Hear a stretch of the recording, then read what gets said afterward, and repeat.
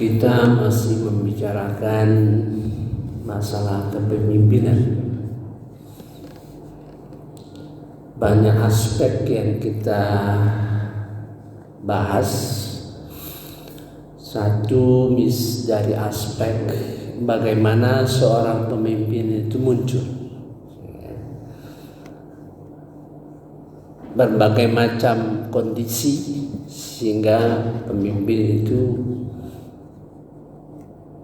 muncul dalam suatu masa. Kemudian bagaimana kondisi masyarakat, sebab pemimpin itu muncul bagaimana masyarakatnya. Kita sudah membahas surah Al-An'am 128, 129, 130 menggambarkan bagaimana pemimpin itu muncul oleh karena kondisi masyarakatnya, gitu kan? Misalnya masyarakat yang senang disogok, maka akan muncul pemimpin yang berkriteria sogok menyogok. Bagaimana sikap batin menguatkan rakyat yang diajarkan oleh Nabi Musa alaihissalam, supaya minta tolong kepada Allah dan bersabar.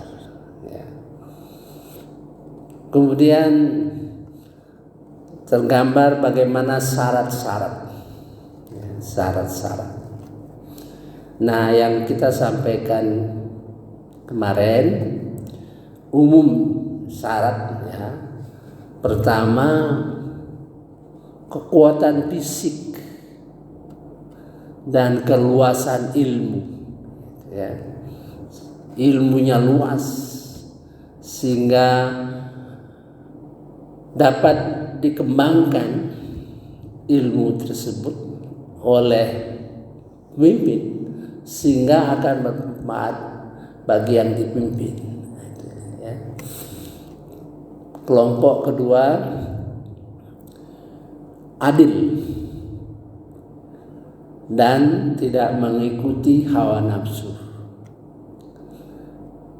Kita sudah menggambarkan yang mengikuti hawa nafsu ada dua jenis. Satu sudah kita jelaskan, bagaimana hawa nafsu diikuti oleh orang yang biasa saja. Kemudian hawa nafsu diikuti oleh orang yang pandai, orang yang berilmu. Ada dua ayat kemarin itu. Kemudian kelompok ketiga adalah kriteria pemimpin itu sendiri. Jadi banyak aspek yang kita bicarakan. Mari kita lihat kriteria pemimpin. Pertama di dalam surah Al-Isra ayat 53. Allah minta mengharapkan hamba-hambanya supaya berkata baik. Jadi 4 kriteria yang disampaikan oleh Rasulullah SAW itu merupakan abstraksi dari isi Al-Quran. Pertama sidik, amanah, kemudian fatona, cerdas, tabligh, menyampaikan. Nah, dari 4 itu, maka akan kita lihat bagaimana di dalam Al-Quran. Ya. Jadi hadis itu kadang-kadang berisi dari berbagai ayat dipahami oleh Rasulullah SAW, beberapa ayat, ya. Kemudian dia mengambil kesimpulan-kesimpulan. Nah, kesimpulan-kesimpulan itu yang apabila tidak kita dalami, ya, bagaimana Al-Quran, maka kita kadang-kadang mendapatkan sesuatu yang tidak terlihat dinamikanya. Tidak terlihat dinamikanya. Kalau kita belajar Al-Quran, itu terlihat dinamikanya, perubahan-perubahan, ya, di dalam ayat-ayat Al-Quran. Nah, sekarang soal bicara, artinya tabligh, dia menyampaikan. Nah, mari kita lihat di dalam surah Al-Isra ayat 53. Ini bukannya pemimpin saja, ya, kepada seluruh umat. A'udzubillahi minasyaitonirrajim. Bismillahirrahmanirrahim. Dan katakanlah kepada hamba-hambaku, hendaklah mereka mengucapkan perkataan yang lebih baik, lebih benar. Sungguh setan itu selalu menimbulkan perselisihan di antara mereka. Sungguh setan adalah musuh yang nyata bagi manusia. Ini Allah yang minta, ya, kepada hamba-hambanya. Wa qul li ibadi, dan katakanlah kepada hamba-hambaku.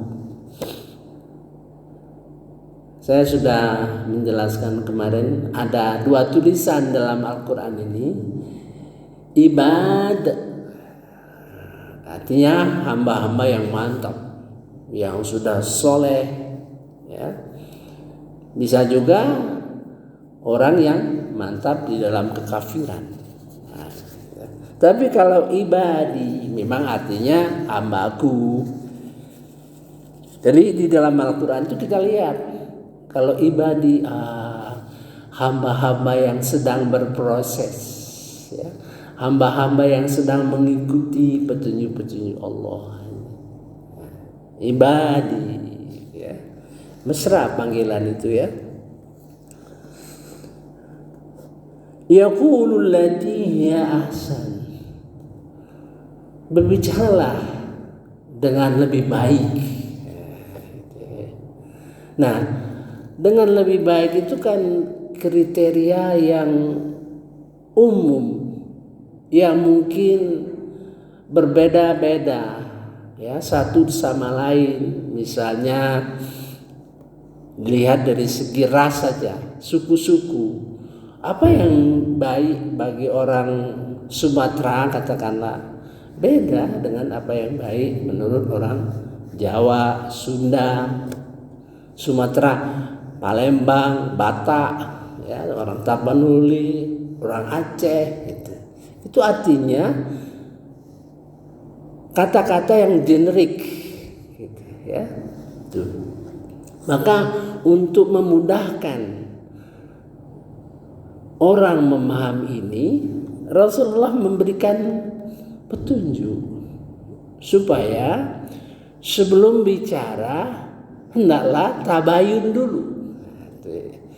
Bahasa hadisnya tabayun, maksudnya fikir dulu. Nah, kalau kita ngomong, kita berpikir dulu. Alangkah indahnya, ya, kalau omongan kita, ucapan-ucapan kita dikontrol oleh pikiran-pikiran kita. Karena pikiran itu akan mempengaruhi apa yang kita ucapkan, kepada siapa kita ucapkan kalimat-kalimat yang pantas, ya, dan lain-lain sebagainya. Nah, gitu. Nah, dilanjutkan dengan inna syaitana yanzaghu bainahum. Sesungguhnya syaitan itu menimbulkan perselisihan. Artinya, ya, kalau ada kata setan di dalam satu kalimat, itu betul-betul kita perhatikan, awas dan waspada. Artinya kalau kita gagal, ya, dalam mengontrol apa yang kita bicarakan, bahaya itu. Setan akan bermain sehingga dia selalu menimbulkan permusuhan, ya. Setan itu menimbulkan permusuhan dan keirian, ya. Nah, kalau keadaan pembicaraan yang semakin baik, maka kelanjutan akan berbuah petunjuk-petunjuk lain. Karena ulaika ala hudam mir rabbihim. Mereka itulah yang selalu terus menerus diberi petunjuk oleh Tuhannya. Artinya proses berjalan terus. Kalau ini bicara yang baik, yang melekat pada diri seorang, ya, kemungkinan dia akan mendapat petunjuk-petunjuk lain, gitu, ya. Karena manfaatnya sangat besar, ya. Kalau kita selalu bicara, berpikir dulu dengan pikiran itu, kita sudah bisa merasa apa-apa yang kita sampaikan maksudnya ini. Nah, gitu. Kalau seandainya apa yang kita sampaikan dengan maksud tertentu dipahami yang berbeda, ya, mudah sekali kita mengucapkan maaf, maksud saya begini. Nah, gitu.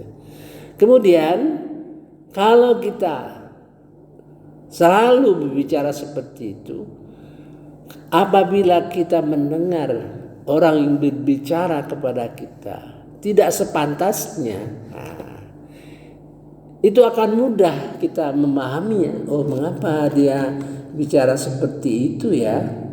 Padahal nggak pernah dia bicara seperti itu. Nah, kita mudah memahami orang sehingga tidak mudah marah, tidak sabar, karena kita memahami uzur yang dimiliki seseorang. Paling-paling kita, kalau orang bicara kurang sopan, orang kurang pengalaman itu, orang kurang pendidikan itu, mudah memahami, gitu. Nah, itu manfaatnya. Nah, apabila seorang pemimpin, calon pemimpin, ya, selalu mempunyai kata-kata yang baik, maka kita akan lihat di dalam surah An-Nisa ayat 114. Itu akan muncul, ya, perkataan-perkataan, materi-materi di dalam komunikasinya itu, ya. Ayat 114. A'udzubillahi minasyaitonirrajim. Bismillahirrahmanirrahim. Tidak ada kebaikan daripada pembicaraan rahasia mereka kecuali pembicaraan rahasia dari orang yang menyuruh orang bersedekah, berbuat kebaikan, atau mengadakan perdamaian di antara manusia. Siapa yang berbuat demikian karena mencari keridhaan Allah, maka kelak kami akan memberinya pahala yang besar. Jadi kalau kita selalu bicara yang baik, nanti akan keluar produksi di dalam pembicaraan kita tidak akan menyimpang, ya, tidak akan terjadi penyimpangan, ya. Tentu akan bermanfaat. Nah, inilah yang digambarkan dalam An-Nisa 114. La khaira fi katsirin min najwahum. Dalam pembicaraan rahasia, pembicaraan diam-diam, ya, selalu keluar dari dia itu illa man amara bisadaqah, kecuali ajakan untuk sedekah. Nah, artinya ajakan kepada perbuatan-perbuatan yang baik, ya, punya ide yang memberi kemaslahatan pada jamaah, kepada umat, gitu. Au ma'ruf, atau ajakan berbuat baik, ya.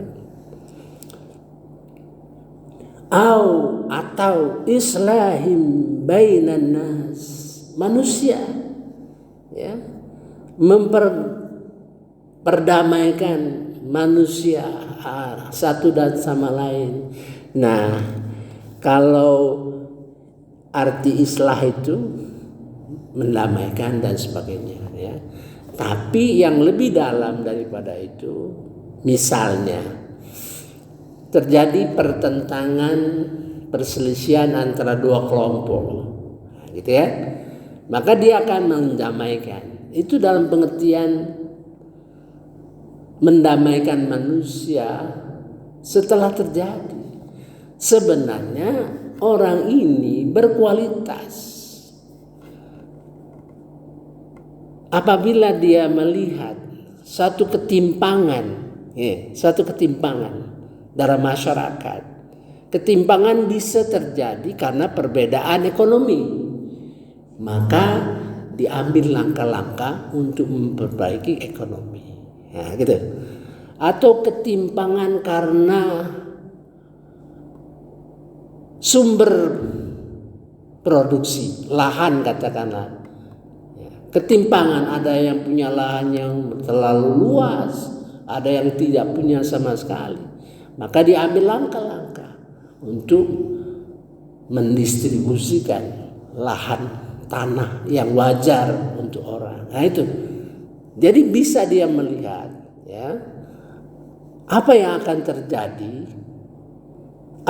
terjadi jika tidak dilakukan sesuatu.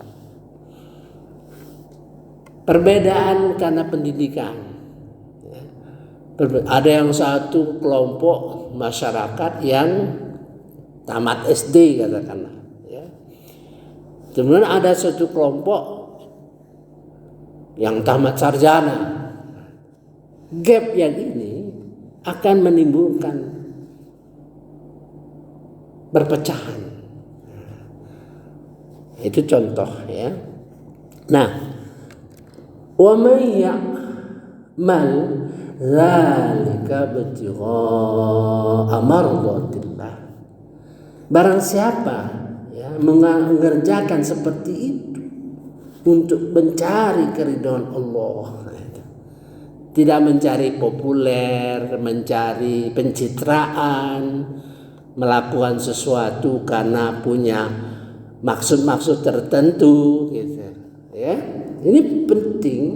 Wa may ya'mal dzalikal dikabtigha'a mardatillah.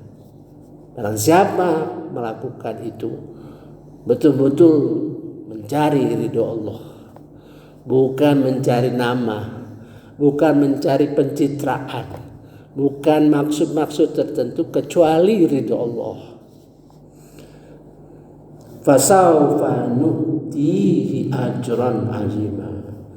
Maka kelak kami akan beri dia pahala yang agung, azim, yang besar. Ini, kalau orang sudah sampai tahap itu, alhamdulillah, bukan main, ya, sudah pasti akan selamat daripada masuk neraka karena lisannya. Ya, tuh. Lebih lanjut lagi di dalam surah Al-Hajj. Ini orang-orang itu tadi di dalam surah Al-Hajj ayat 24. Ini luar biasa, ya. Wa hudu ila thayyibi minal qaul. Dan mereka selama di dunia ini diberi petunjuk, ya, kepada ucapan-ucapan yang baik, yang lebih bermutu, ya. Wa'udu ila thayyibi minal qaul, dari ucapan-ucapan baik. Tidak mungkin keluar dari mulutnya yang kasar, yang menyinggung orang dan sebagainya. Karena dimulai dengan kebiasaan berpikir, bicara berpikir. Tidak akan mungkin keluar kata-kata yang tidak pantas. Dilanjutkan lagi. Wa'udu ila siratul hamid. Diberi petunjuk, mendapat petunjuk kepada jalan yang mulia, hamid, yang terpuji. Jadi dia punya pemikiran yang luar biasa, ya, yang tujuannya mulia. Lebih lanjut lagi di dalam surah Maryam ayat 50. A'udzu billahi minasyaitonir rajim. Bismillahirrahmanirrahim.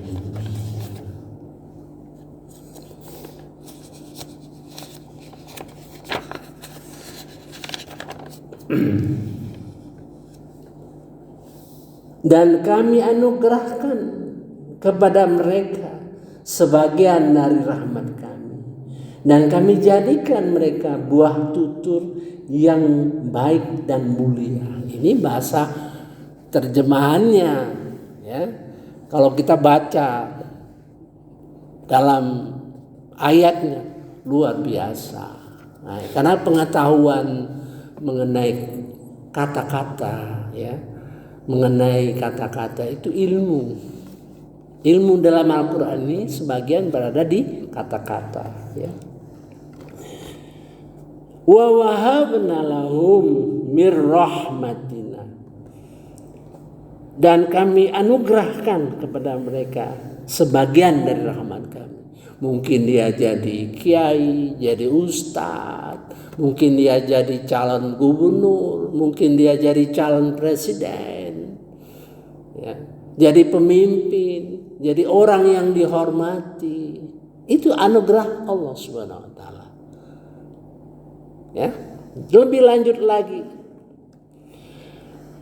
Wa ja'alna lahum, kami jadikan untuk mereka lisana sidikin aliyya. Lisannya, kata-katanya itu penuh dengan ilmu yang tinggi.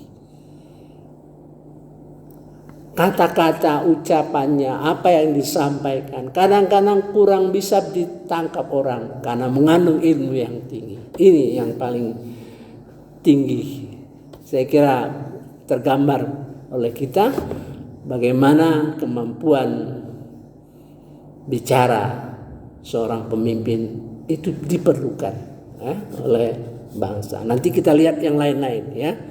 Segi kesabarannya, segi musyawarahnya, ya. Sampai dengan nanti kita ayat-ayat terakhir, ya.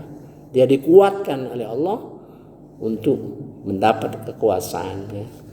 Subhanakallahumma wa bihamdika asyhadu an la ilaha illa anta astaghfiruka wa atubu ilaik. Wallahu alam. Wassalamualaikum warahmatullahi wabarakatuh.